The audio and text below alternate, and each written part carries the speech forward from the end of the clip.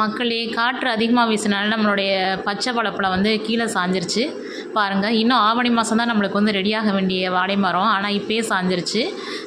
ஆடி மாதம் காற்றடிக்க வேண்டியது இப்போயே வந்து வைகாசியில் வந்து அதிகமாக வீசுனனால நம்முடைய பச்சை வாழைப்பழம் வந்து கீழே விழுந்துருச்சு பாருங்கள். பழங்கள் கூட இன்னும் பெருக்க ஆரம்பிக்கலை. வாழைப்பூலாம் அப்படியே தரையில் சாய ஆரம்பிச்சிருச்சு.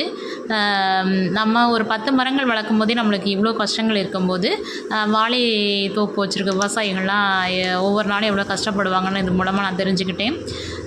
பாருங்கள், இந்த வாழைப்பூ வந்து இன்னும் கொஞ்சம் பெருக்கணும். ஆனால் நம்ம அதுக்குள்ளேயும் வந்து காற்று அதிகமாக வீசினால வாழை மரம் வந்து கீழே சாஞ்சிருச்சு.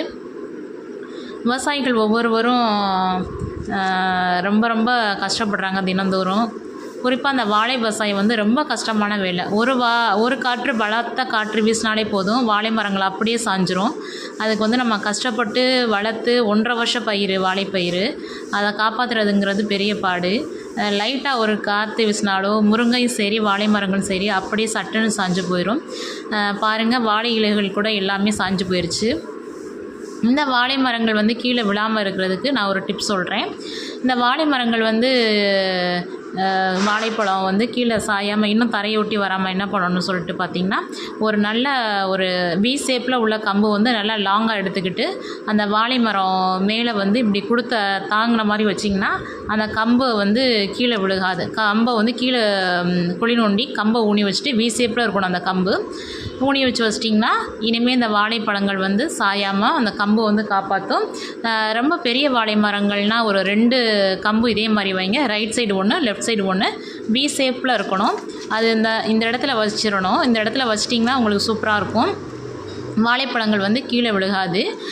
எனக்கு வந்து வைக்கிறதுக்கு பயமாக இருக்குது. அந்த வைக்கும்போதே வந்து பழங்கள்லாம் அப்படியே நசுங்குற மாதிரி இருந்துச்சு. அதனால் நான் அதுக்கு மேலே அந்த வி ஷேப்பில் வைக்கிறதுக்கு மேலே அதுக்கு ஒரு நல்ல துணியை கட்டிட்டோன்னா நம்மளுடைய பழங்களுக்கு வந்து எந்த ஒரு டேமேஜும் ஏற்படாமல் நல்லா ஸ்ட்ராங்காக நிற்கும். நீங்களும் உங்கள் வீட்டில் வாழை மரங்கள் வச்சுருந்தீங்கன்னா, வாழை மரம் விழுக போகுது அப்படின்னு சொல்லிட்டிங்கன்னா அந்த வி ஷேப்பில் 2 கம்பு எடுத்துகிட்டு ரைட் சைடு ஒன்று லெஃப்ட் சைடு ஒன்று வச்சுட்டு அந்த கம்பில் நல்லா துணியை சுற்றிக்கிட்டு நல்லா கொடுத்து வச்சிட்டிங்கன்னா எவ்வளோ காற்று வீசினாலும் உங்கள் மரங்கள் வந்து சாயாது. நம்ம செஞ்சிடலாம். வாழை விவசாயிகள் பாவம் செய்ய முடியாது.